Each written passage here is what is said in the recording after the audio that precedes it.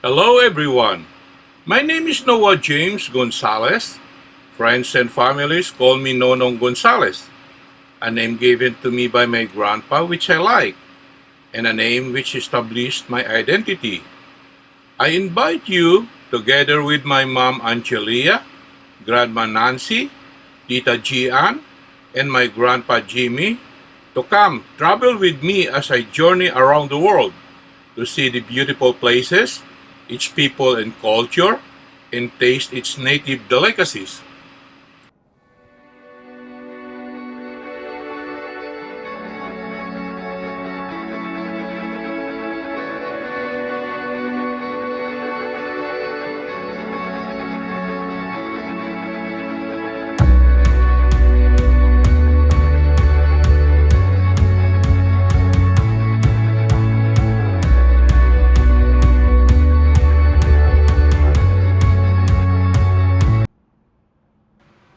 Westminster Abbey, formerly titled the Collegiate Church of St. Peter at Westminster, is a large, mainly Gothic abbey church in the city of Westminster, London, England, just to the west of the Palace of Westminster.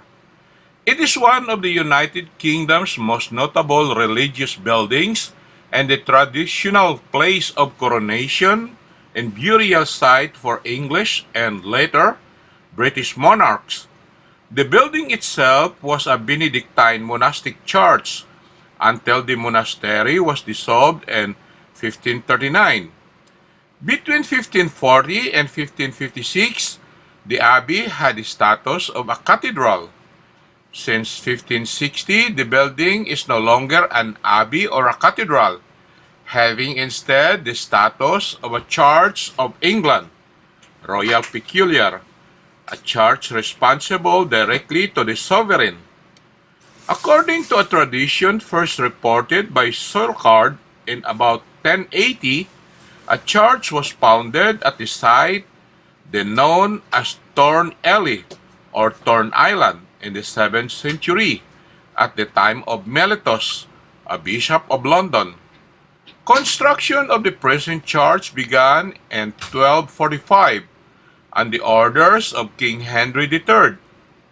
Since the coronation of William the Conqueror in 1066, all coronation of English and British monarchs have been in Westminster Abbey.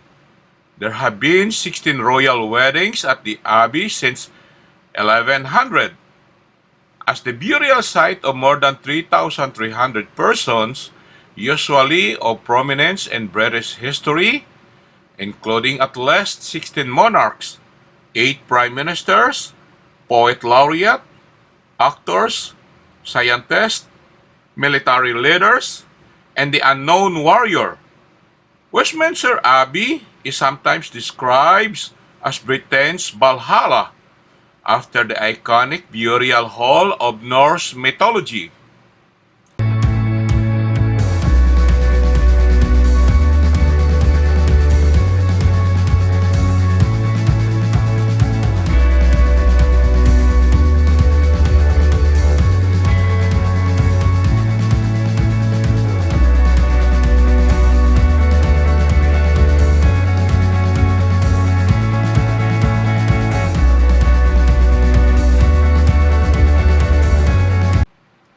The history of the abbey is that there was a tradition claims that Aldrich, a young fisherman on the river Thames, had a vision of St. Peter near the site.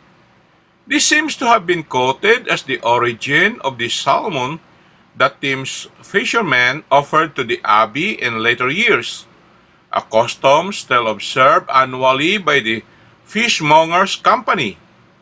The recorded origins of the abbey date to the 960s or early 970s, when St. Dunstan and King Edgar installed a community of Benedictine monks on the site.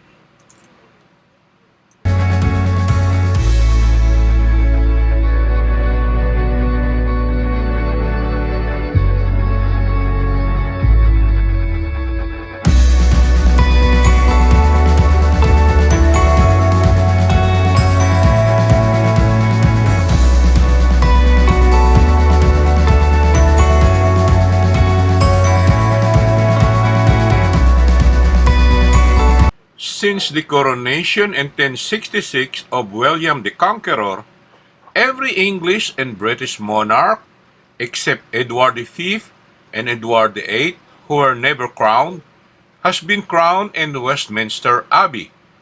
In 1216, Henry III could not be crowned in London when he came to the throne, because the French Prince Louis had taken control of the city, and so the king was crowned in Gloucester Cathedral. This coronation was deemed by Pope Honorius III to be improper, and a further coronation was held in Westminster Abbey on May 17, 1220. King Edward's chair, or St. Edward's chair, the throne on which English and British sovereigns have been seated at the moment of crowning, is now housed within the Abbey in St. George's Chapel, near the west door, and has been used at every coronation since 1308.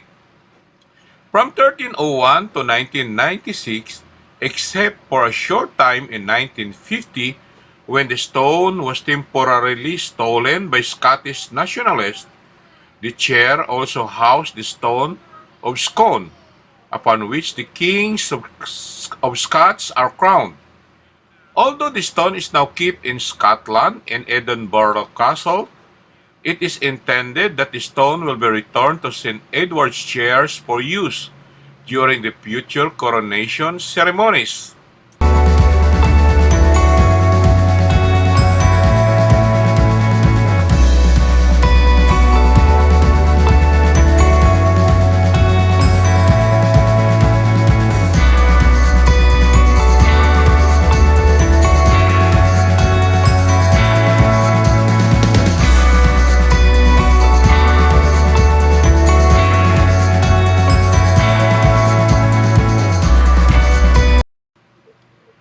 On September 6, 1997, the formal, though not state funeral of Diana, Princess of Wales, was held.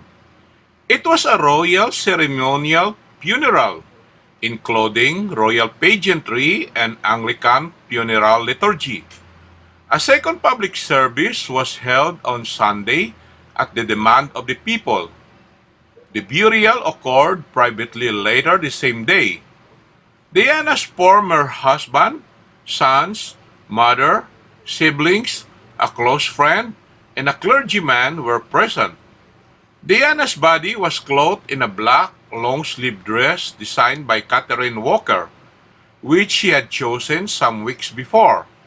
A set of rosary beads was placed in her hands, a gift she had received from Mother Teresa, who died a day before Diana's funeral. Her grave is on the grounds of her family estate, Althorp, on a private island.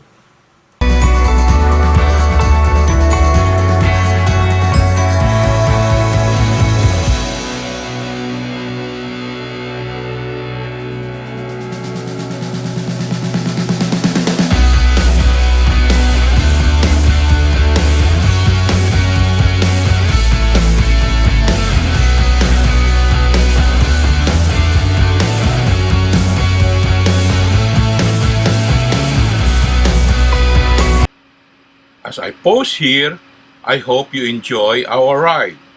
Don't forget to watch my next episode, and please hit the red subscribe button below, for it means so much for me. Until next time, thank you so much. Special thanks to the Tamparong of London, Jabar, Mary Joy, and Rapi.